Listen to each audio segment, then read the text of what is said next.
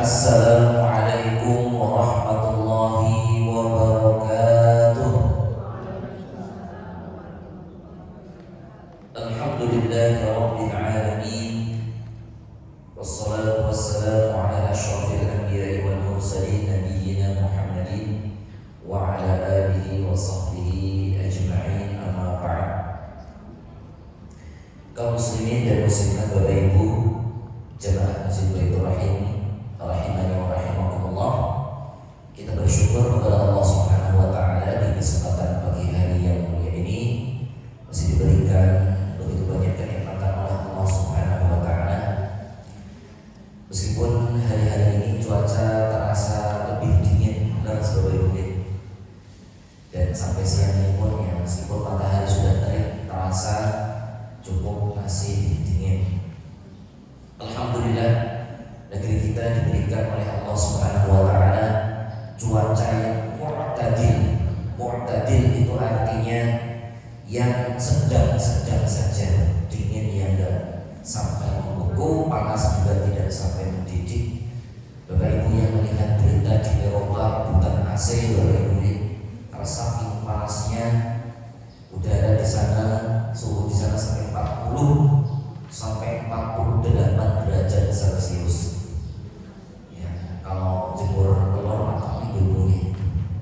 Jadi ini nikmat dari Allah, diberikan cuaca yang nyaman ya, sehingga kita bisa beraktivitas dengan produktif dengan baik insyaallah. Salawat dan salam mudah-mudahan senantiasa kita tercurahkan kepada uswah hasanah kita Nabiullah Nabi besar Muhammad sallallahu alaihi wasallam, pada keluarganya, para sahabatnya dan seluruh kaum muslimin.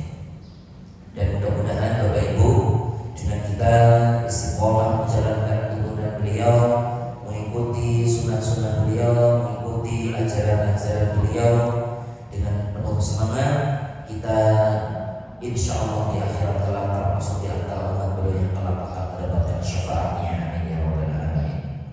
Bapak Ibu sekalian dirahmati oleh Allah Subhanahu wa taala, pada kesempatan kali ini insya Allah kita akan memulai bersama membahas satu buku yang merupakan salah dua dari tulisan Al-Imam Al-Bukhari. Jadi buku yang paling terkenal adalah namanya Sahih Bukhari atau Jami' Sahih Al-Bukhari, yang dikatakan oleh para ulama buku yang paling sahih, kitab yang paling sahih setelah Al-Quran adalah Sahih Bukhari. Namun beliau tidak hanya menulis Sahih Bukhari, ada beberapa tulisan-tulisan beliau yang lain yang memiliki pembahasan bermacam-macam.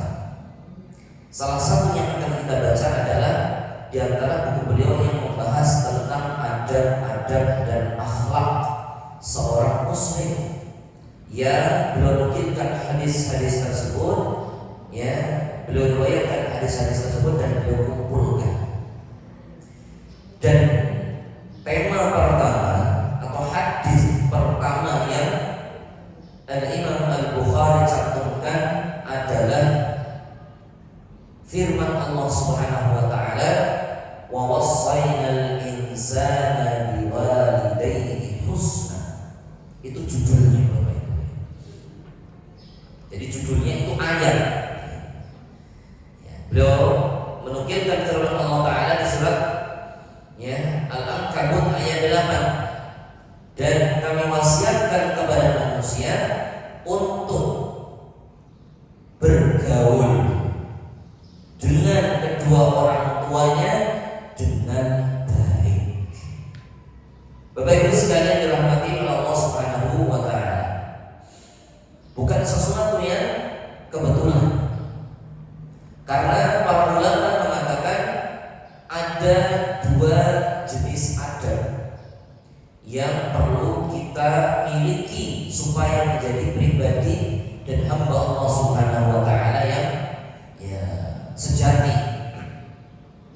Yang pertama adalah beradab kepada Allah Subhanahu wa taala. Dan pelajaran adab kepada Allah ini dibahas di pelajaran akidah, pelajaran tauhid.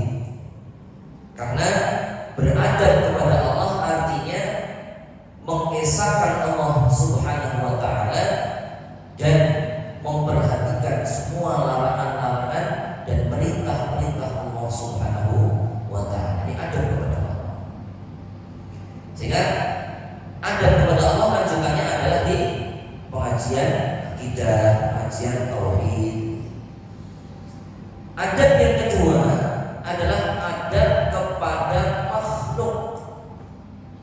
Kalau yang pertama adab kepada Khaliq, yakni Allah Subhanahu wa taala, adab yang kedua adalah adab kepada makhluk. Nah, dari sekian banyak makhluk, Bapak Ibu, siapa di antara mereka yang paling berhak untuk kita berikan adab dan akhlak kita? Jawabannya ada di firman Allah Subhanahu wa taala. Yang pertama ini, yang kedua ada di surat An-Nisa. Ya. Begitu pula di surat Al-Isra juga demikian.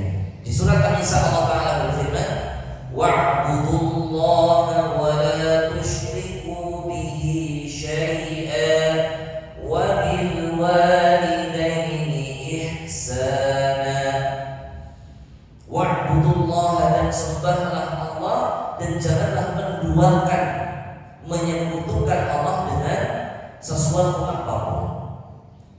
Setelah Allah mengatakan haknya supaya disembah dan tidak diduakan dengan yang lain, Allah lanjutkan dengan wabil walidaini ihsana, dan kepada kedua orang tua berbuat baiklah kalian.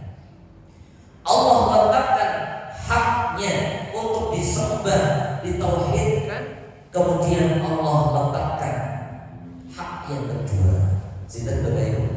Allah letakkan hak kedua orang tua. Jadi Bapak Ibu, hak kedua orang tua itu mendapatkan prioritas setelah hak Allah Subhanahu wa taala. Sehingga ketika seorang dia sudah baik sholatnya, sudah bagus ibadahnya, sudah bagus sedekahnya, ini kan kepada Allah.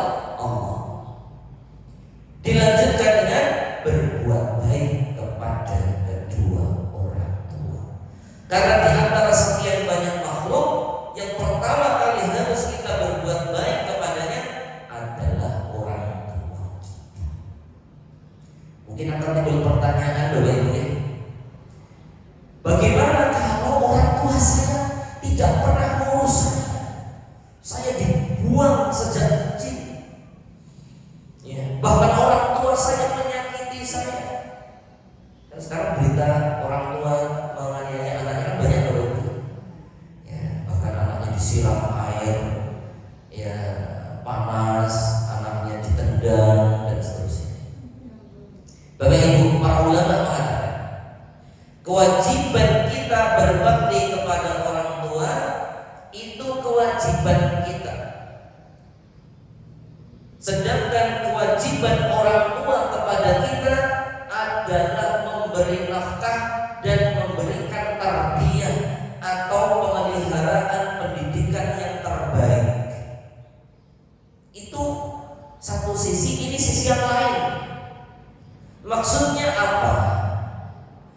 Kalau orang tua itu zalim, orang tua itu jahat kepada kita, itu urusan mereka dengan siapa?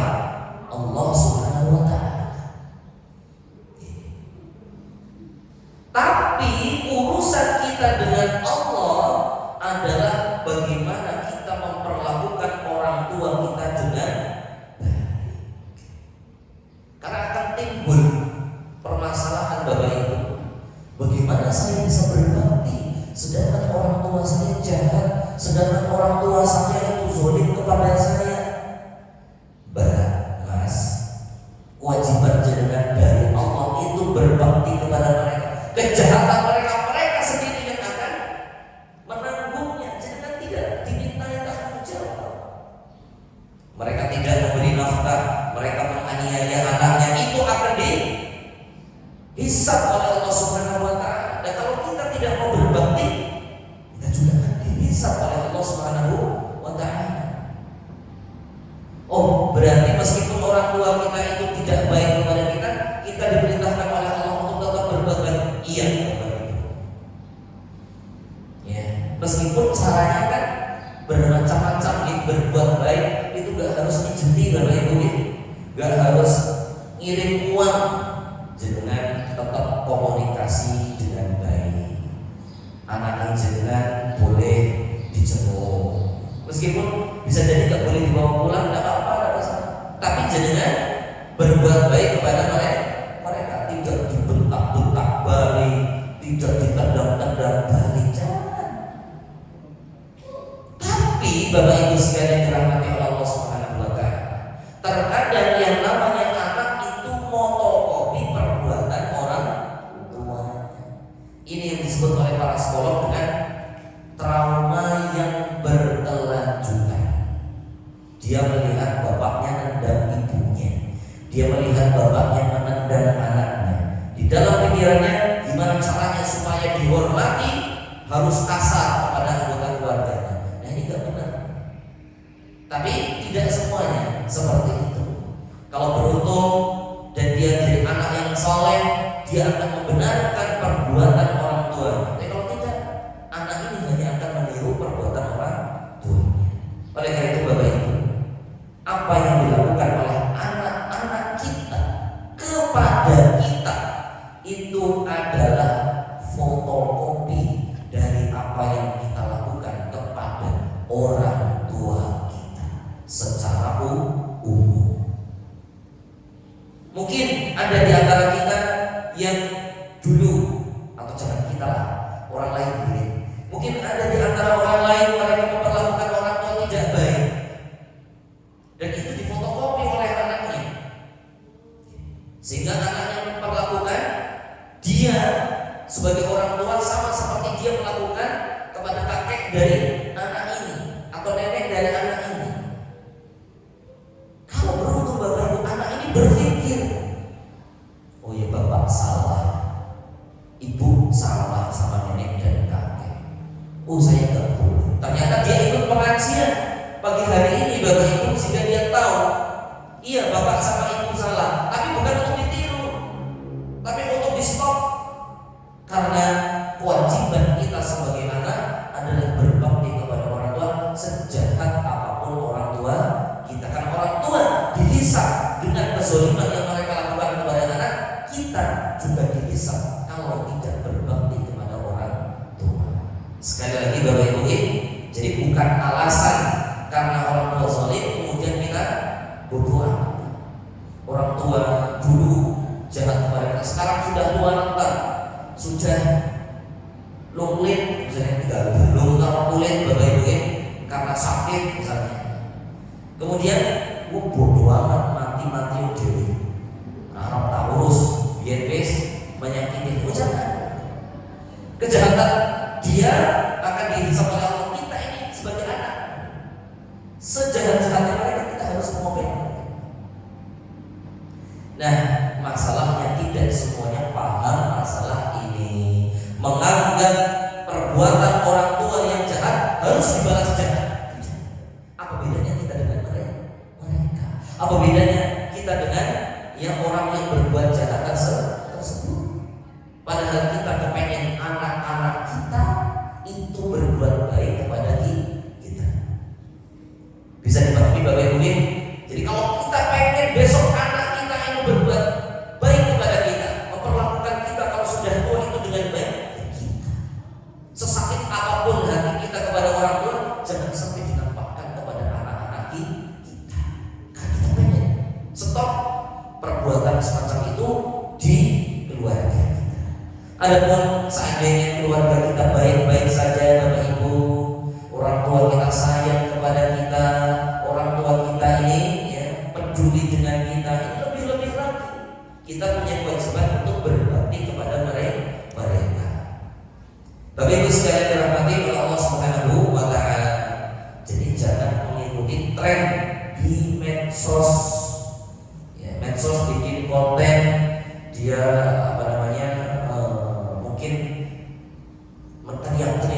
orang tuanya dibentak-bentak, kemudian ada yang komen, kalian tidak tahu apa yang sudah dia rasakan sejak kecil. Iya, kita tahu sebagian orang tidak beruntung, tapi bukan pembenaran dia memperlakukan orang tua semacam itu, karena itu akan dihisab. Dan ingat, kalau dia punya anak, apakah dia mau dibentak-bentak semacam itu oleh anaknya? Jadi pikir-pikir Bapak-Ibu, kalau mau memperlakukan orang tua dengan tidak baik, ingat kita juga akan diperlakukan yang sama oleh anak-anak kita. Demikian Bapak-Ibu ya, terkait dengan penjelasan kalau orang tua kemudian ya bisa jadi tidak seideal keluarga cemara ya. Kalau ada yang punya keluarga cemara ya, keluarga yang baik-baik saja, adem ayem, kan tidak semua orang seperti itu. Tidak semua orang seperti itu. Jadi kewajiban kita kepada orang tua adalah birrul walidain, berbakti kepada mereka.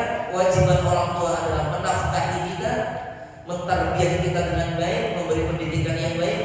Kalau masing-masing di antara anak dan orang tua ini tidak memberikan haknya, mereka sama-sama akan dihisab oleh Allah Subhanahu wa taala. Kemudian Bapak Ibu, di sini Imam Al-Bukhari membawakan dua hadis di dalam bab ini. Yakni hadis yang pertama yakni dari Abu Amr Asy-Syaibani, qala beliau mengatakan haddatsana sahibu hadhihi dar wa awqa'a biyadihi ila dari Abdillah. Pemilik rumah ini sambil menunjuk rumah Abdullah bin Mas'ud mengabarkan kepada kami, ia berkata, sa'altu an-nabiyya sallallahu alaihi wasallam. Saya pernah bertanya kepada Nabi sallallahu alaihi wasallam, ayyul 'amali ahabbu ila Allah? Amal apa yang paling dicintai oleh Allah? Qala, kemudian Nabi sallallahu alaihi wasallam mengatakan, as-salatu 'ala waqtiha. Salat tepat pada waktunya. Ini yang pertama. Qultu, kemudian aku bertanya lagi, tsumma ayyu? Ini yang bertanya siapa? Abdullah bin Mas'ud atau Ibnu Mas'ud. Kemudian apalagi wahai Nabi? Tsumma birrul walidain. Dan Nabi mengatakan amal yang paling utama berikutnya adalah birrul walidain, berbuat baik kepada kedua orang tua. Qultu tsumma ayyu? Ya, aku bertanya kemudian apalagi wahai Nabi?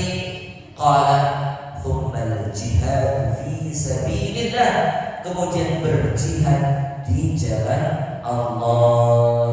Qala haddatsani bihinna wa lam istazadtuhu lazadani. Kemudian sahabat Ibnu Mas'ud mengatakan, beliau bersabda demikian, kalau sekiranya aku minta ditambah, niscaya beliau akan menambahnya. Kemudian apa lagi Nabi? Dijawab sama Nabi. Kemudian apa lagi Nabi? Dijawab lagi sama Nabi. Tapi sahabat Ibnu Mas'ud mencukupkan sampai sini, ada tiga ya. Yang pertama, as-salatu 'ala waqtiha. Amal yang paling utama, paling dicintai oleh Allah adalah as-salatu 'ala waqtiha. Salat tepat pada waktunya.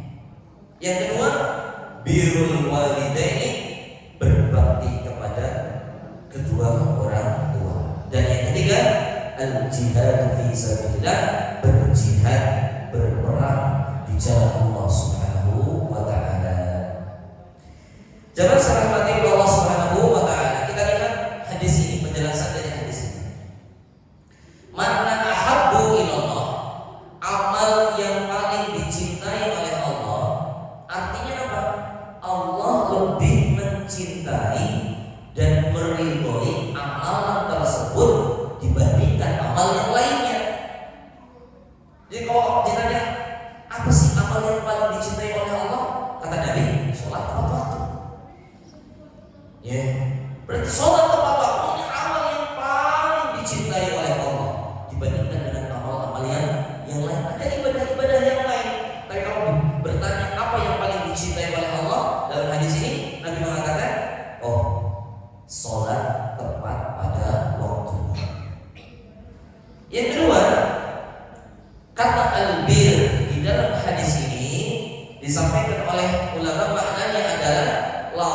dari kata durhaka. Birrun atau al-birru itu lawan dari kata durhaka. Apa berarti Bapak Ibu? Berbakti, berbuat baik. Sedangkan durhaka artinya berbuat buruk kepada kedua orang tua dan mengabaikan hak-haknya sebagai orang tua. Kemudian yang dimaksud dengan jihad di dalam hadis ini artinya adalah memerangi orang-orang yang tidak beriman, orang-orang kafir, dengan tujuan bukan untuk pamer, tapi untuk meninggikan kalimat Allah dengan mengorbankan jiwa, harta, dan seluruh apa yang dimiliki oleh seorang muslim. Jadi bukan cuma sekedar jihad melawan ngantuk, Pak. Karena jihad melawan ngantuk ini lebih susah daripada jihad fisabilillah. Ada orang yang ngantuk ketika perang, Pak. Pegang AK gitu ya sambil ngantuk itu ada, Pak. Siap Pak. Makanya para ulama mengatakan ngaji itu lebih berat dibandingkan dengan perang. Karena orang perang di depannya ada musuh, kemudian pakai pedang itu nggak mungkin ngantuk karena adrenalinnya terpacu. Sedangkan ngaji itu bisa jadi lebih berat. Saya sendiri kalau ngaji gimana? Aduh, buat banget diganduli waktu banyak. Bapak Ibu sekalian terhormati oleh Allah Subhanahu wa taala. Ini terkait dengan kosakata atau mufradat yang ada di dalam hadis. Kita lihat apa kandungan dari hadis ini. Yang pertama, perintah untuk senantiasa mengerjakan sholat tepat pada waktunya. Nah, di sini Bapak Ibu sekalian ada dua istilah, sholat tepat waktu dan sholat di awal waktu. Ini sama atau beda? Sholat di awal waktu dan sholat tepat waktu ini sama atau beda? Sama betul Pak? Sama tapi berbeda. Karena tepat waktu yang bisa jadi di awal waktu ini. Tapi tepat waktu artinya tidak di luar waktu. Misal azan subuh jam 4:30, kemudian syuruk artinya matahari terbit itu jam 6 misalnya. Ada orang sholat subuh jam 5, itu tepat waktu tidak Bapak Ibu? Ya, tepat waktu. Karena di dalam waktu. Tapi di awal waktu betul? Tidak. Karena sudah berlalu setengah jam. Di awal waktu itu ya jam 5 kurang seperempat gitu ya. Jam 5 kurang 10 itu masih di awal waktu. Kalau ada orang sholat subuh jam 5:30 itu di awal waktu atau tepat waktu Bapak? Tepat waktu tapi tidak di awal waktu.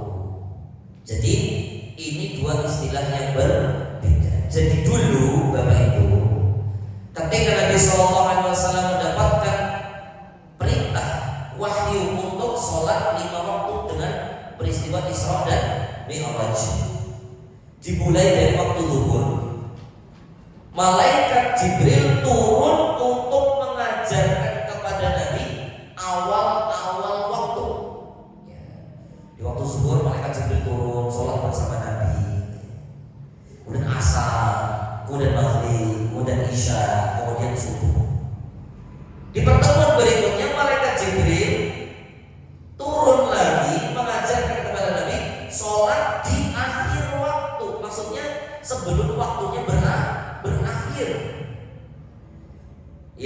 Zuhur, asar, maghrib, isya, subuh. Kemudian malaikat Jibril mengatakan, dan di antara dua waktu ini, yaitu awal dan akhir, itulah waktu sholat masing-masing sholat. Jadi Bapak Ibu, orang yang sholatnya masih di dalam waktunya, artinya apa? Kalau sholat subuh yang tidak jam 7, sholat tepat waktu. Jadi tidak sholatnya itu benar-benar kapan? Ya, di luar waktu. Jadi kalau ada orang sholat subuh jam 5, orang sholat subuh jam setengah 6, itu masih di dalam waktu. Pembahasan sholat di awal waktu itu berbeda lagi, karena itu berkaitan dengan afdolnya. Artinya kalau afdol ada tambahan pahala. Sehingga jangan punten, loh bagaimana? Kalau as-sholatu ala waqtiha, sholat tepat pada waktunya ini dimaknai dengan sholat di awal waktu, sebagian ibu-ibu itu repot. Ya, kadang harus urus anak dulu, kadang harus jemur menyan dulu, kadang harus bersih-bersih dulu, belum sempat mandi, belum sempat ini azan zuhur gitu ya. Paling-paling baru bisa sholat zuhur paling jam 12:30 atau jam 1. Kalau dimaknai as-sholatu ala waqtiha itu adalah sholat di awal waktu, ibu-ibu repot. Sebagian ibu-ibu repot. Tapi kalau ibu-ibu yang di kantor atau ibu-ibu yang memang gak ada kerjaan lain kecuali yang memang ringan-ringan, gampang tinggal ke tempat wudu sholat. Tapi kalau ibu-ibu yang kerjaannya multi talenta, ini ada gosok, ada masak, ada cuci, ada bersih-bersih, ada ngurus bocil, ya. Nah ini masya Allah. Jadi selama dia sholatnya masih di dalam waktu, maka dia as-sholatu ala waqtiha, sholat tepat waktu. Cuma mana waktu yang paling afdol untuk mengerjakan sholat? Tentunya di awal waktu, kecuali di beberapa kasus. Di antara disebutkan dalam riwayat hadis, yakni seperti kalau di Masjidil Haram, seperti waktu zuhur yang sangat panas, Nabi memerintahkan agar ditunda supaya agar agak dingin. Soalnya kalau pas banget awal zuhur, menang-menang baru panasnya luar biasa. Nabi perintahkan untuk agak nunggu lingsirnya agak banyak, kemudian bisa sholat. Ya. Begitu pula ada sebagian yang mengatakan sholat isya itu agak dimalamkan, ya, supaya apa? Ya, supaya lebih afdal. Ini menurut sebagian riwayat dan pendapat sebagian ulama. Namun asalnya sholat, ya, waktu yang paling afdal adalah di awal waktu. Tapi jangan kemudian kita memberikan respon yang buruk kepada orang yang sholatnya masih di dalam waktu. Selama dia masih di dalam waktu, maka dia masih sah sholatnya, dan dia as-sholatu ala waqtiha, sholat tepat pada waktunya. Namun kalau bicara mana yang afdal, di awal waktu itu yang afdal. Sudah tepat waktu, di awal waktu dia mendapatkan keutamaan yang banyak. Nah, ini Bapak Ibu sekalian dirahmati oleh Allah Subhanahu wa taala. Sehingga jangan disalahpahami.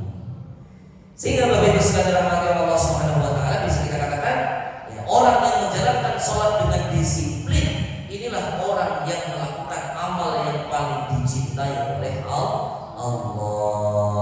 Dan tentunya orang yang mengerjakan sholat itu belakangan itu karena alasan, bukan karena memang menunda-nunda. Engkau nanti taruh, bukan karena itu, karena memang ada alasannya. Kalau misalnya bapak-bapak karena dia kerja di pabrik, ini belum shiftnya, kalau ditinggal nanti mesinnya belum dimatiin, ya bisa berbahaya, nggak bisa ditinggal karena terpaksa, maka dia bisa sholat jamaah dengan siapa? Satu shiftnya di sana. Pak, nanti kita keluar shift bareng-bareng, kita sholat jamaah ini. Selama itu masih di dalam waktu, maka dia masih, ya, dianggap as-sholatu ala waqtiha. Sangat dipahami Bapak Ibu? Baik, Bapak Ibu sekalian rahmati oleh Allah Subhanahu wa taala. Cuma kami tekankan, waktu terbaik, waktu yang paling afdal adalah di awal waktu. Kalau seandainya harus agak mundur, itu harus ada alasan, bukan karena sekedar malas, bukan karena sekedar menunda-nunda, tidak ada alasan. Dan ini, ya, khawatirnya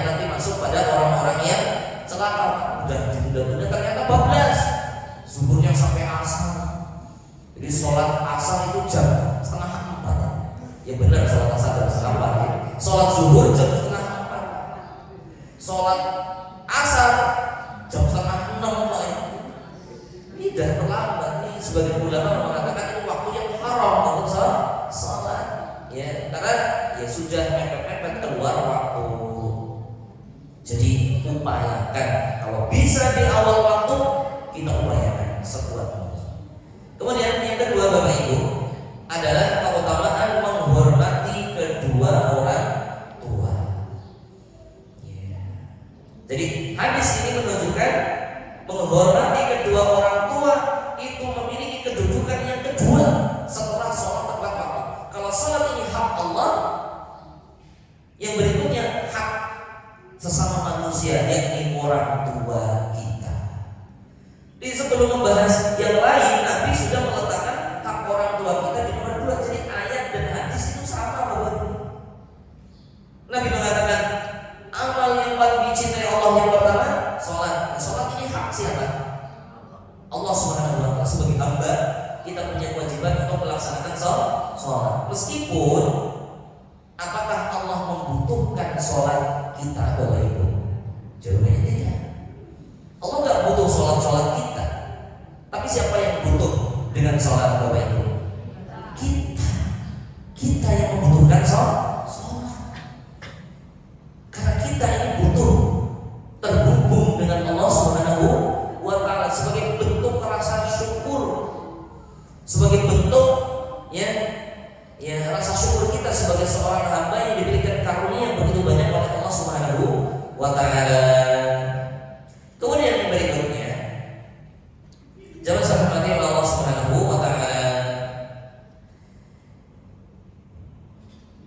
Perlu mempertimbangkan situasi dan kondisi penanya ketika menjawab pertanyaan sesuai tingkatan nalar mereka.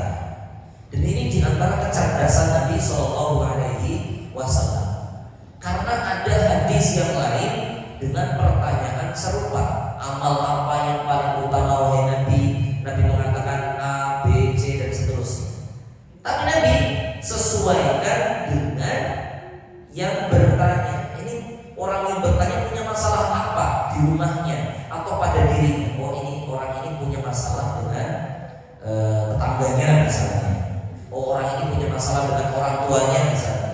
Oh orang ini punya masalah dengan dirinya sendiri misalnya. Tapi nanti akan mengerti jawaban yang terbaik untuk mereka. Dan begitulah hendaknya seorang guru, seorang pengajar, seorang yang memiliki anak yang dididik, orang tua.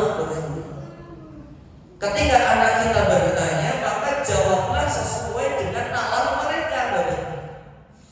Ya. Jangan kemudian pertama, jangan kemudian dimatikan. Yang kedua, jangan dijawab dengan jawabannya yang mereka nggak nyampe, Bapak. Ya. Misalnya ada anak yang bertanya, Pak atau Bu, gimana ya caranya bayi itu masuk ke dalam perut ibu kita? Itu gimana ya? Apakah dimakan? Apakah kemudian disuntik atau gimana? Kan anak-anak pertanyaan aneh-aneh itu. Gimana jadikan jawab? Iya, gak perlu juga diterangkan sebagaimana ilmu biologi Bapak Ibu. Ada sel telur yang bertemu kemudian terjadi pembuahan, kemudian gak modal anak-anak. Ya. Jadi gimana cara menerangkan dengan sesuai akal mereka? Jadi Allah Subhanahu wa Ta'ala itu menciptakan manusia berpasangan, dan dari masing-masing pasangan ini nanti akan melakukan pernikahan, dan dari pernikahan itu akan melahirkan bebek bayi yang dikandung. Gak perlu kemudian dibuat yang aneh-aneh, gak perlu berbohong sama anak-anak. Lo kok bisa begitu? Nanti kamu dewasa akan mengerti. Sekarang kamu belum perlu tahu. Seperti itu. Jadi gak perlu detail gitu ya. Ini laki-laki dan perempuan dan seterusnya, gak tahu. Jadi cukup yang nalar di anak-anak. Oh iya, seperti itu. Jadi jangan punya jangan kayak anak-anak zaman dulu ya. dipahami ya, gitu ya. Jadi ada kesalahan berpikir, sampaikan yang benar meskipun dengan ada sesuatu yang ditunda, penjelasan yang ditunda, karena memang belum saatnya. Nah terus gimana kok bisa seperti itu? Nah itu nanti kamu akan ngerti kalau sudah gede. Sekarang kamu pertanyaannya jawab seperti itu saja ya. Kamu belajar yang rajin, sekolah yang rajin, nanti kamu akan tahu jawabannya. Sehingga motivasi anak untuk kemudian belajar yang giat. Ya. Kemudian Bapak Ibu sekalian rahmati Allah Subhanahu wa taala. Nah ini pentingnya bimbingan orang tua. Kemudian yang berikutnya adalah metode tanya jawab adalah metode terbaik untuk memberikan pemahaman kepada orang yang sedang kita ajar. Itu metode tanya jawab. Karena orang yang ditanya otomatis akan perhatian, dan yang menjawab ini juga memberikan efek kepadanya perhatian yang lebih. Beda kalau cuma ngasih tahu, gak boleh kamu makan itu. Bedakan Bapak Ibu kalau misalnya seperti itu. Kamu tahu gak kalau makan ini nanti kenapa? Kamu tahu gak kalau makan minuman ini nanti jadi kenapa? Anak kecil misalnya ditanya seperti itu, emang kenapa bunda? Emang kenapa pak? Misalnya. Itu banyak pemanis buatannya. Misalnya suka kalau anak saya dulu misalnya pororo ya, minuman itu tapi hampir bisa di stop Bapak Ibu ya. Itu kan pemanisnya banyak banget ya. Nanti kalau kamu banyak minuman sejak kecil akan jadi penyakit karena kebutuhanmu gak semanis ini. Kalau cuma kadang-kadang gimana ya gak apa-apa, tapi gak boleh sering, gak boleh. Terus kalau nekat gimana? Kalau nekat bisa karena ginjalnya, bisa karena penyakit diabetes. Apa itu diabetes? Penyakit gula, kakinya bisa dipotong loh. Bisa dong. Jangan minum itu. Anak-anak pasti akan apa Bapak Ibu? Penasaran. Bocah diponging Bapak Ibu tambah tambah penasaran. Makanya tanya jawab itu sesuatu yang efektif untuk memasukkan nilai ke dalam diri seseorang. Makanya Nabi sering bersama para sahabat ketika menyampaikan satu ilmu itu dengan tanya jawab. Contohnya misalnya Nabi SAW bersabda, "Ala adullukum ala abwabil khair?" Maukah kalian saya kasih tahu apa saja pintu-pintu kebaikan? Nabi bertanya kepada para sahabat. Meskipun Nabi tahu pasti sahabat mau untuk mendengarkannya, pasti sahabat mau untuk mengerti. Tapi kenapa Nabi bertanya? Kenapa jangan langsung dikasih tahu Bapak? Para sahabat, pintu-pintu kebaikan itu ini A, B, C, D. Kenapa Nabi harus bertanya dulu? Ala adullukum ala abwabil khair? Mau enggak saya kasih tahu kalian apa itu pintu-pintu kebaikan? Nabi bertanya kepada para sahabat. Kan kalau misalnya mau kasih tahu tinggal kasih tahu saja. Nabi bertanya dulu. Nah ini jawabannya. Karena tanya jawab adalah metode yang bagus untuk memasukkan nilai kepada seseorang. Begitu pula kepada anak-anak kita. Misalnya bertanya tentang tadi masalah makanan atau minuman, atau bertanya tentang misalnya tentang zat Allah Subhanahu wa taala, bertanya tentang malaikat, bertanya misalnya bunda malaikat itu seperti apa ya? Bapaknya kamu pernah lihat malaikat? Jadi orang tua pun harus pintar Bapak Ibu. Jangan sampai kalah pintar dengan anaknya. Sekarang kalau orang tua kalah pintar, akhirnya anak-anak googling sendiri dapat info yang bisa jadi kurang benar. Akhirnya anak lebih percaya dengan berita, bahkan bisa jadi hoax, bisa jadi itu info yang keliru. Jadi perlu Bapak Ibu orang tua terus ngaji, terus belajar. Perlu sekali. Kalau orang tua zaman dulu anak-anak gak megang HP Pak, itu aman. Mesti digugu, mesti di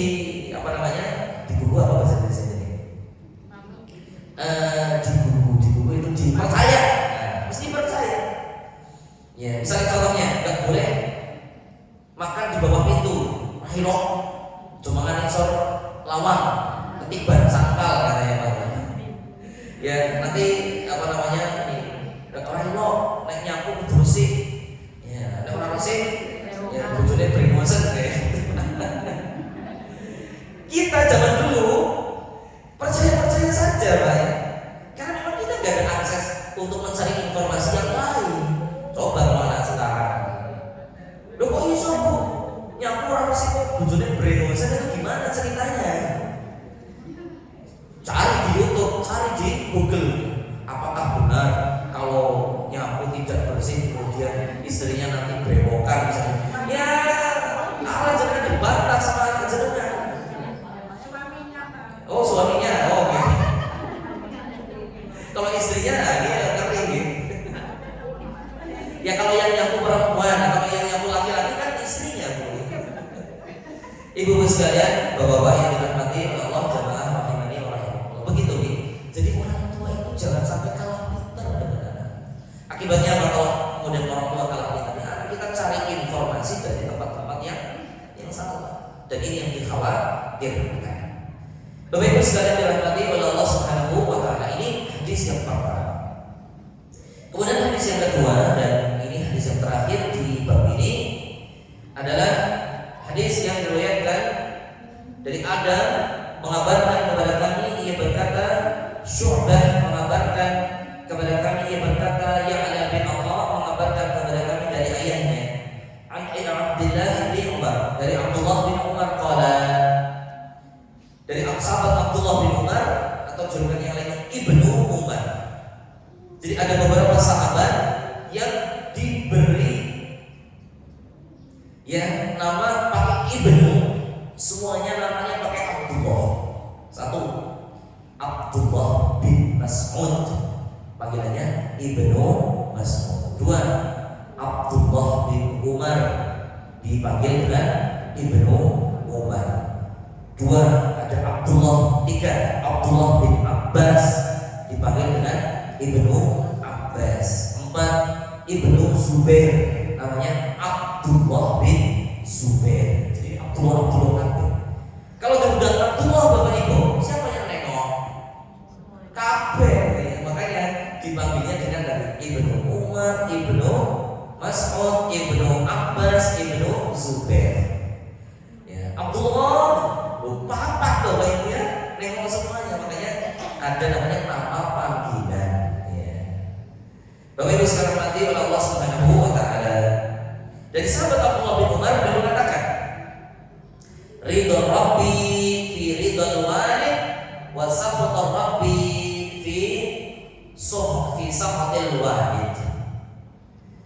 Artinya dari Abdullah bin Umar berkata, ridho Allah itu tergantung ridho orang tua, dan murka Allah itu tergantung murka orang tua.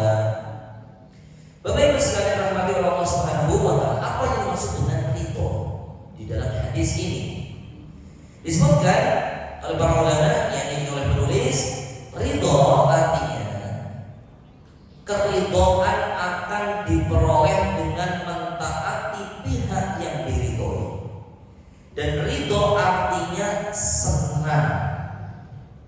Ridho itu gampangnya artinya senang. Senangnya Allah itu sesuai dengan senangnya orang tua. Jadi kalau orang tua yang itu senang Bapak Ibu, maka Allah Subhanahu wa taala juga akan senang kepada kita. Tapi kalau orang tua ini sudah tidak suka, orang tua ini kemudian benci, maka Allah Subhanahu wa taala juga tidak akan menyukainya. Tapi kalau orang tuanya ini orang tua yang enggak benar gimana? Nah, ini pertanyaan sebagian kita. Dan orang tua yang dimaksudkan di sini adalah orang tua yang benar, orang tua yang soleh. Saya kasih contoh Bapak Ibu.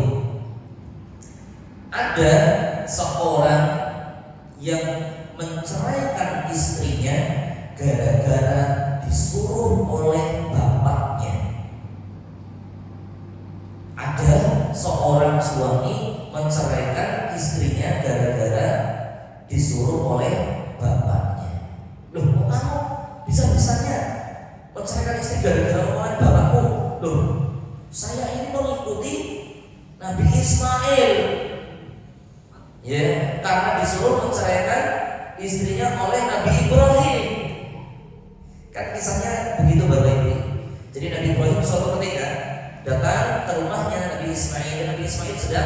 berburu atau sedang keluar, dan yang ada di rumahnya adalah istrinya. Namun ternyata istrinya ini ya bukannya menceritakan sesuatu yang baik, tapi justru menceritakan keburukan suaminya kepada Nabi. Istrinya nggak ngerti kalau ini Nabi Ibrahim. Ya, istrinya nggak ngerti kalau ini Nabi Ibrahim, karena Nabi Ibrahim ya pergi di Palestina, di Syam bersama dengan Sarah. Ya, dan menjenguk anaknya Ismail, dan ternyata istrinya udah cerita tentang anaknya yang ini begitu mengeluh kalau ya rumah tangganya itu berat. Kemudian Nabi Ibrahim ketemu dengan Ismail dan merintahkan ganti pintumu, ya, atau ganti palang pintumu. Artinya ya gantilah istri, artinya ceraikan istri. Dijadikan pembenaran oleh sebagian laki-laki kalau bapaknya nyuruh menceraikan istrinya, kemudian dilakukan perceraian. Ini salah atau benar Bapak Ibu? Salah. Ya. Apa salahnya? Yang pertama, apakah bapakmu itu Nabi Ibrahim? Ya. Kalau bapakmu itu Nabi Ibrahim silakan. Nah, kalau bapakmu orang nggak benar, hanya mungkin karena dia merasa gara-gara sakit hati sama mantunya, saya kan istrimu. Loh, kan seperti itu nggak boleh. Seorang suami harus tegas. Urusan rumah tangga saya, urusan saya, Pak. Jangan tidak boleh ikut campur. Itu suami yang benar, Pak. Jadi jangan kemudian dihasut oleh bapaknya, dihasut oleh ibunya, ya kemudian kalau bapaknya itu seperti Nabi Ibrahim, seorang nabi, seorang yang soleh, Khalilur Rahman, kekasih Allah Subhanahu wa taala, yakin kalau tidak mungkin Nabi Ibrahim menyarankan sesuatu yang buruk. Nah, ini bapaknya, apalagi bapaknya preman kampung misalnya. Ya, nggak boleh Bapak Ibu. Yang kedua, seorang suami tidak boleh ya mendengarkan ataupun kemudian terpengaruh oleh omongan-omongan orang lain terkait dengan istrinya, apalagi sesuatu yang dia sendiri tidak mengetahui. Misalnya jenengan dapat informasi, Pak, istri jenengan tadi boncengan sama bapak-bapak, boleh bonceng misalnya Bapak Ibu, ya boncengnya nggak pakai jaket, biasanya misalnya, langsung heboh. Padahal mungkin bisa jadi Pak, tanya dulu, ini benar nggak, tabayun dulu dan seterusnya, kenapa tidak seperti itu. Oleh karena itu Bapak Ibu sekalian dirahmati Allah Subhanahu wa taala, meskipun kita katakan jangan ya ibu boncengan dengan laki-laki lain kalau bukan suaminya atau mahramnya, supaya tidak terjadi fitnah. Tapi kalau itu ternyata bukan orang lain, cuma sekedar ojek online, kemudian sudah dibuat gara-gara mendengarkan omongan orang yang ya nggak ngerti. Nah ini yang jadi masalah. Jadi mohon maaf Bapak, keridhaan orang tua adalah keridhaan Allah, murka orang tua adalah murka Allah. Atau murka Allah ini tergantung murka orang tua.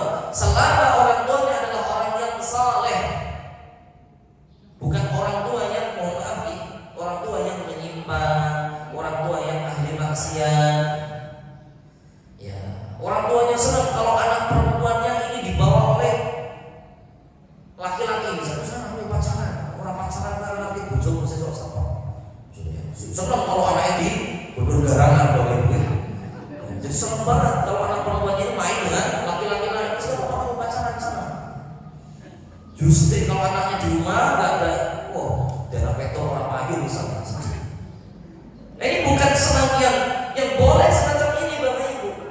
Loh jangan pacarku, saya senang kok. Katanya ridho Allah, ridho Allah itu ridho orang tua saya senang kok. Allah pasti ridho. Tidak begitu.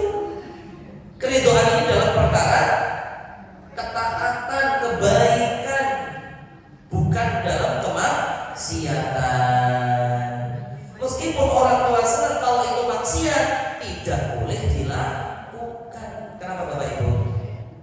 La ta'ata li makhluqin fi maksiatil khaliq. Tidak ada ketaatan kepada makhluk dalam rangka bermaksiat kepada Khaliq, kepada Allah Subhanahu wa taala. Jadi keridhaan dan kemurkaan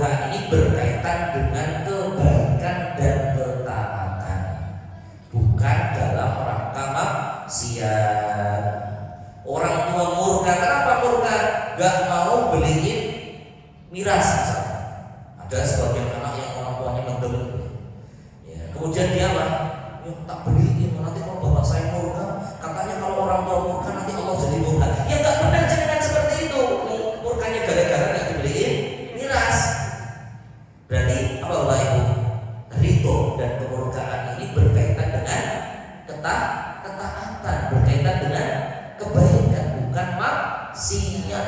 Kalau maksiat tidak boleh ditaati, meskipun murka, tidak boleh. Terus gimana? Ya sebagai anak beri nasihat yang baik dengan cara yang baik. Kalau misalnya beri nasihat ini kemudian dilempar apa? Ya pergi dulu nggak apa-apa, sementara waktu. Jadi apa? Jadi keridhaan dan kemurkaan ini bukan dalam rangka maksiat, tapi dalam rangka ketaatan kepada Allah Subhanahu wa taala. Demikian Bapak Ibu, beberapa atau dua hadis yang kita baca pada kesempatan kali ini di bab berbakti kepada kedua orang tua. Dan sebagai penutup Bapak Ibu, kalau kita ingin anak-anak kita berbakti kepada kita, maka jadilah kita sebagai orang tua yang berbakti kepada orang tua kita.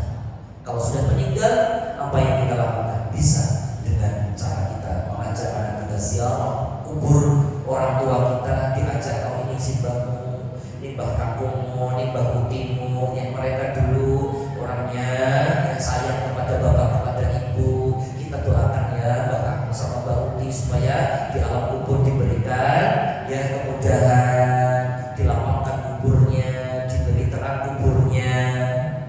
Jadi tahu ya, besok kalau bapak sama ibu meninggal, saya akan doakan orang tua.